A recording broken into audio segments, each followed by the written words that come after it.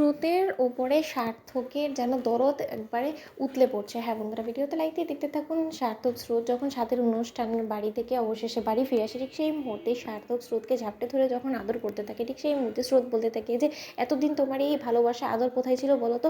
যখন কিনা আমি বারবার করে আমার স্বামীর আদর পেতে চেয়েছি তখন তো কোনো মতেই তুমি আমাকে আদর করনি, তাহলে দুম করে হঠাৎ করে আমার প্রতি এতটা তোমার আদর কেন উপচে পড়ছে বলো তো?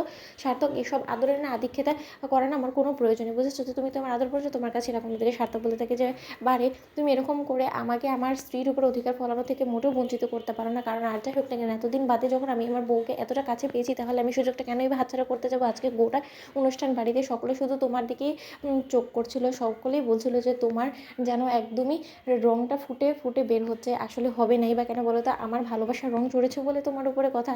অন্যদিকে স্রোত বলতে থাকে যে আর ন্যাকা ন্যাকা কথা বলে না, শুধু শুধু তুমি ভেবে নিও না যে আমি তোমাকে এখন আমার সঙ্গে রোম্যান্স করতে দেবো, কারণ আমার অনেক বেশি কাজ আছে, এখন আমার অনেক পড়াশোনাও করার বাকি আছে, কারণ এখন তোমাকে নিয়ে বসে থাকার আমার এতটা সময় নেই। অন্যদিকে সার্থক বলতে থাকে যে কেন? এই তো এতদিন ধরে তুমি আফসোস করে যাচ্ছিলে যে আমি নাকি তোমাকে টাইম দিই না এবং আমি নাকি সম্পূর্ণরূপে তোমাকে এখনও পর্যন্ত অ্যাকসেপ্ট করতে পারিনি, কত কথাই না বলেছে, এখন সকল কমপ্লেন এমনিতেই শেষ হয়ে গেলো। অন্যদিকে সার্থক বলতে থাকে যে কাল রাতে কত সুন্দর সময় আমরা কাটালাম আর এরই মধ্যে তোমার আমার উপর থেকে মন উঠে গেলো, এটা কি করে হতে পারে বলো তো?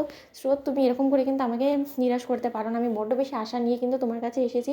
আমি আমার স্ত্রীকে আমার নিজের মতো করে পেতে চাই এবং আমি আমার স্ত্রীর সঙ্গে একান্ত কিছুটা সময় কাটাতে চাই। অন্যদিকে স্রোত বলতে থাকে যে একান্ত সময় কাটাতে যদি চাই, ইচ্ছাটা তোমার থেকেই থাকতো তাহলে তুমি আগে কেন এই কথাটা বলে না বলো তো? এতদিন ধরে তোমার এই ভালোবাসাগুলো কেন চেপে রেখেছিলে বলো?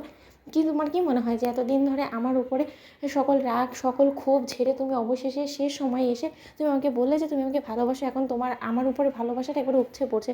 অন্যদিকে সার্থক স্রোতের মুখ চেপে ধরে এবং বলতে থাকে যে অনেক হয়েছে, অনেকক্ষণ ধরে তোমার এই বকবকানো শুনে যাচ্ছি, এবার আমি একটাও বকবকানো শুনবো না, এবার শুধু তোমাকে আমি জড়িয়ে ধরে আদর করবো। ঠিক সেই মুহূর্তে স্রোত সার্থক যখন এটা কাছাকাছি চলে আসে, অন্যদিকে হঠাৎ করেই যখন অনির্বাণের ফোন চলে আসে এবং স্রোত বলতে থাকে যে কী ব্যাপার, এত রাতে অনির্বাণ দাদাভাই কেন ফোন করছে, কী হলো? নির্ঘাত রাজদীপের কিছু হয়েছে? অন্যদিকে অনির্বাণের ফোন রিসিভ করা মাত্রই স্রোতকে অনির্বাণ বলতে থাকে যে স্রোত, তুমি যত শীঘ্র সম্ভব এক্ষুনি হসপিটালে পৌঁছানোর ব্যবস্থা করো, কারণ রায়ের এখানে অবস্থা অনেকটা অবনতি হয়ে গিয়েছে এবং রায়কে আমরা এক্ষুনি হসপিটালের উদ্দেশ্যে নিয়ে রওনা হয়েছে, হয়তো বা রায়ের আজই ডেলিভারি হয়ে যাবে, আমরা যতটুকু ধারণা করতে পারছি, তাই তুমি প্লিজ সময় লস না করে তুমি সার্থককে নিয়ে এক্ষুনি হসপিটালে পৌঁছানোর একটা ব্যবস্থা করো। অন্যদিকে ফোন রাখা মাত্রই স্রোত বলতে থাকে যে সার্থক, এক্ষুনি তুমি তৈরি হয়ে না, আমাদেরকে এক্ষুনি বেরোতে হবে, কারণ রায় দিদিবের প্রসব বেদনা শুরু হয়ে গেছে এবং যত শীঘ্র সম্ভব আমাকে হসপিটালে পৌঁছতে হবে।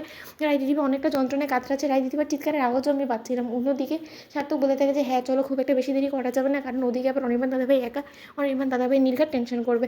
অন্যদিকে স্রোত বলতে থাকে যে আচ্ছা বৌমনিকে একবার খবর করে দিব, বৌমনি যাতে সময় মতন সেখানে পৌঁছে যেতে পারে। অন্যদিকে সার্থক বলতে থাকে যে তাহলে এটা জিজ্ঞেস করছো কারণ তাড়াতাড়ি করে ফেলো তো। বন্ধুরা লাইক এবং শেয়ার করে সাবস্ক্রাইব করতে ভুলো না।